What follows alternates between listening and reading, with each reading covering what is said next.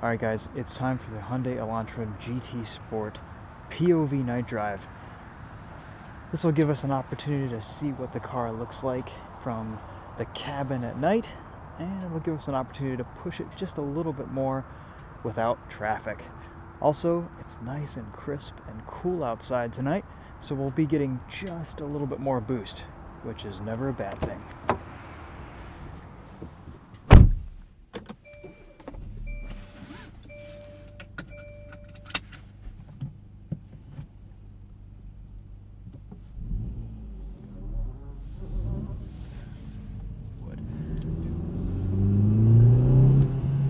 I'll be honest, I kind of had opinions going into it when I first got this car, but after spending a few days with it, I like it. It's nice. All the controls, one thing you need to know is all the controls in it are very light. The clutch is light, the gas is light, the shifter is light. Everything's a little bit rubbery.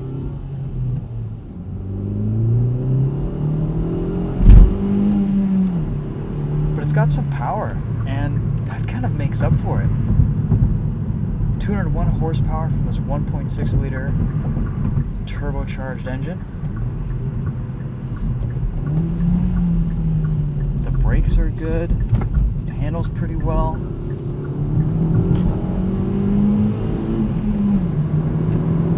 It really pulls through corners. Chassis is neutral, a little bit of understeer at the limit. You can kind of balance the car off throttle, but it's not going to go into lift-off oversteer around an entrance ramp or anything like that. One of the main performance nitpicks I have of this car isn't necessarily the dynamics, it's the traction control. Second gear out of a corner, first gear out of a corner. If you're full throttle or even partial throttle, well, you've got some lock on the steering wheel, the traction control will just completely kill all power. You'll lurch forward. It's kind of a mess. It's one of those, feels like a rudimentary traction control system from the 90s or something. But luckily it's easy to turn it fully off. However, when you do, you're going to be getting quite a bit of inside tire fire, as this does have an open differential.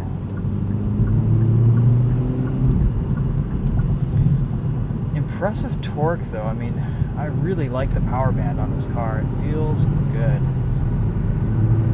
A little bit of turbo lag, but not too bad. Once you get into the higher revs, it's pretty responsive.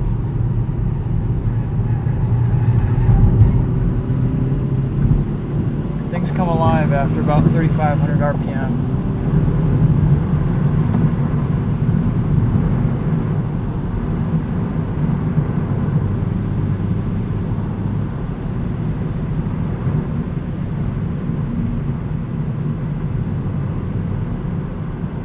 I haven't driven a whole lot to get an idea for fuel economy, but what I have done, it was about maybe 50 miles, mixed highway city driving, and I was getting about 28 miles to the gallon. I've been hustling it, and it just got knocked down to 26. I'd imagine on a longer road trip you'd easily get about 30, 31, 32. It's a tiny little 1.6 liter. If you don't get into the boost, you should get pretty good fuel economy.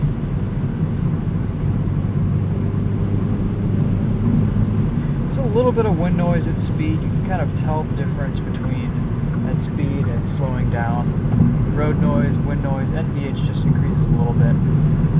The car rides pretty darn well most of the time. Over larger bumps though, it does get a little stiff, but it's not unbearable, and I wouldn't say it's uncomfortable.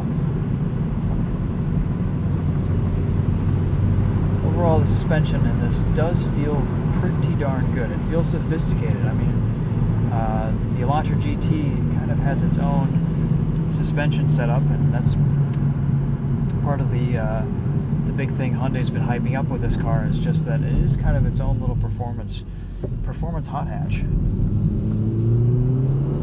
This has a different rear end from the standard Elantra, and it does make a difference. The car handles really quite well. Just for fun, let's take it on another entrance ramp while we've got things open. Nice sharp turn in. Once it hooks up, it really rockets out of corners. And kind of clawing through this corner here. You can balance the car and get it rotated just with a little bit of lift off the throttle, which is kind of nice. It's satisfying.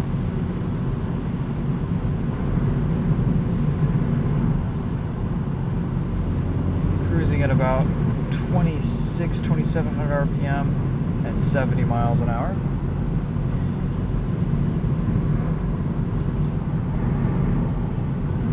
Yeah, this car, I mean, I would definitely say it's grown on me this week.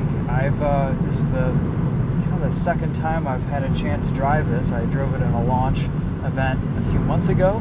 That was just a brief thing, and then earlier this week I took delivery, and I've got a week alone with this, so I don't really think my thoughts are going to change too much on it. I like it. I think it's a fun little car.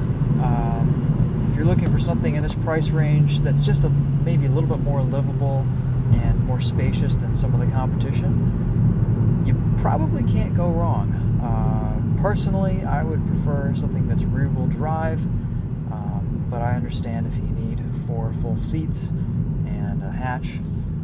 This is it's a nice little car. It's a nice little package Hyundai's put together. The sound system is nice. It kind of does a little bit of everything well, but nothing particularly very well. But it is very capable. It does put some numbers down. It does put some good power down. It's fast. It definitely pulls. I think in colder weather, it pulls a little bit harder. And then in the warm weather, when you're doing repeated acceleration, it does get a little heat soaked. But that's kind of the case with any turbocharged engine these days. One minor annoyance that I have, one of the only other things I don't like about this car besides the traction control, is that the unlock button is just right in the center console, kind of like how BMWs used to be.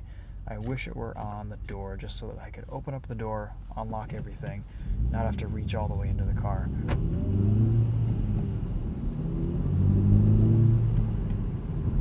I will say that this is a very easy manual transmission to drive. It's very easy to drive smoothly. It's easy to heel and toe, downshift.